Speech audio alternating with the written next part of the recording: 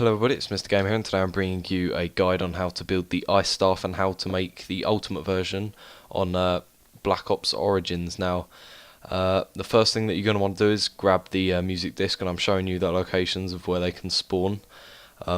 It's the blue disc, as you can see it's there for me, but all the locations where I pointed at is where it could potentially spawn, and it's always in this room, so that's very helpful. And then obviously the step after that is to get all the parts to the staff, and this is done by digging spots when it is snowing. Now they only spawn when they're snowing, and it can be found at any point. Like I did it around 3, but you can obviously dig up any point as long as it's snowing and you'll get the next parts. And after you've done that, you'll want to head into the crazy place, and if you don't know how to get there, I do have other guides showing you of how to get there in my other staff videos.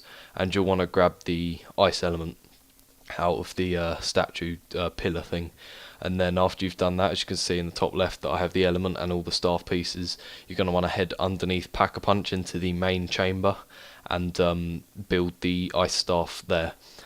You'll obviously know where it is. If you don't know how to get here, you just place the gramophone on the table and it opens up to this main chamber, but everyone should know by now this is how you do it.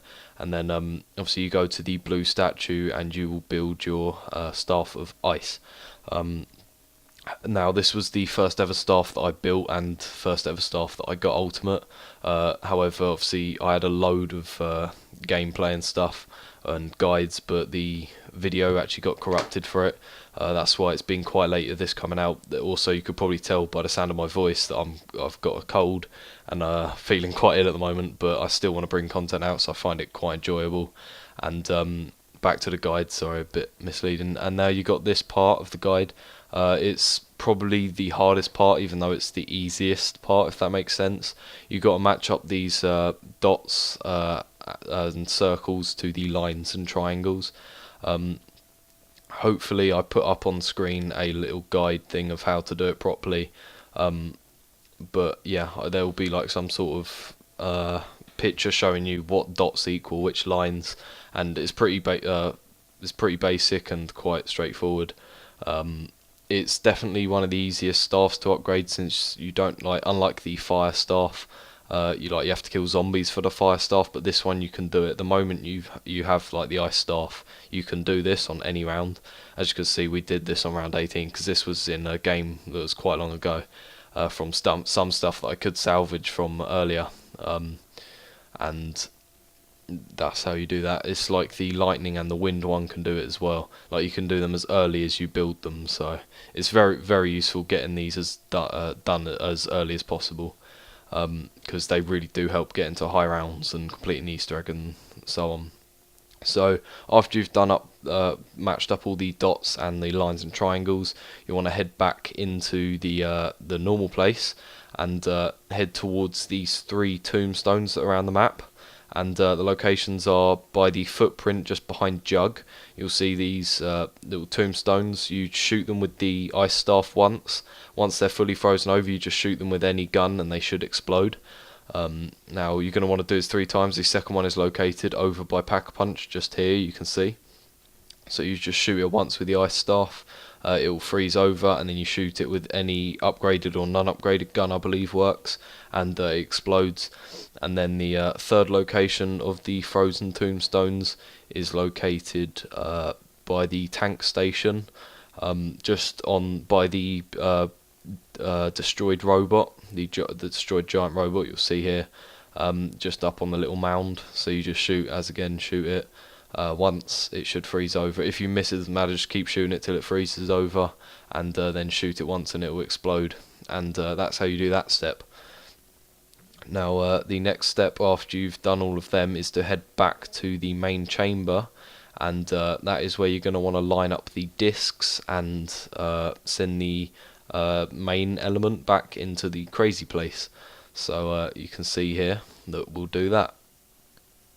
So you can see we're just heading into the main chamber now to line up all the discs and shoot the orb or element or whatever it's called. And obviously this is like the easiest, but it's kind of confusing because all the switches are in different places. But after you know which switches spin which disc, you'll see what to do. You just spin them around till all the lights go blue, and then you shoot the little orb thing with the ice staff, and it will shoot through the discs.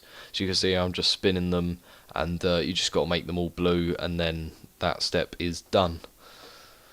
So you can see here that all the lights are blue, and we're going to shoot it with the ice staff, and you'll see the orb glow blue, and all the lights glow blue, and then the orb disappears, and that actually gets sent back into the crazy place, because that's where you're ready to place the staff into the altar, or the pillar, of which you then can upgrade it.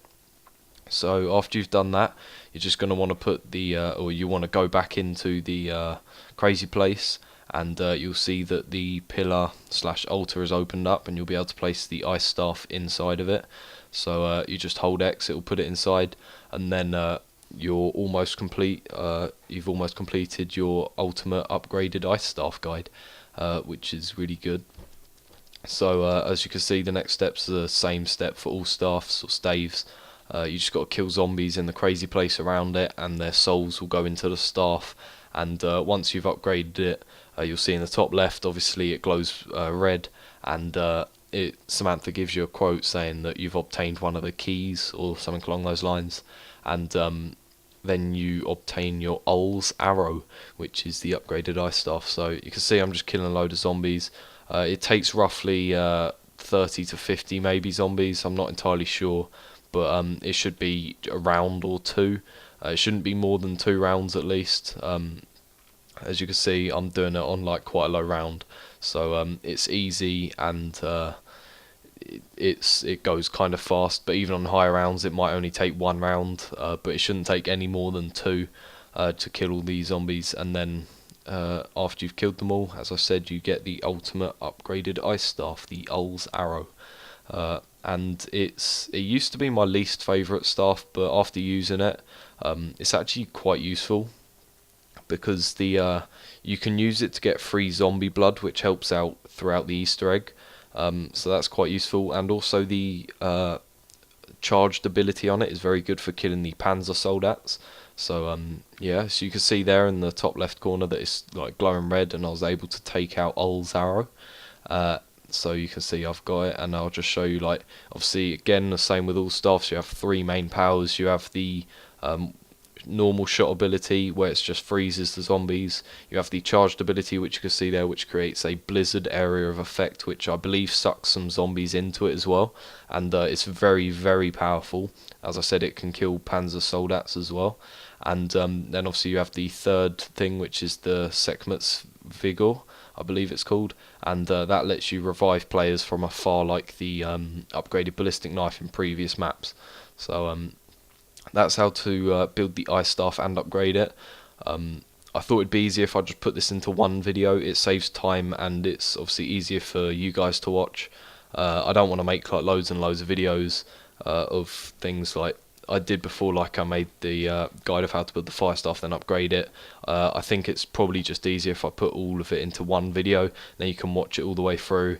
It's easier for me to record in a way, and I hope it's easier for you to watch as well. So thanks for watching, and I'll see you in my next video.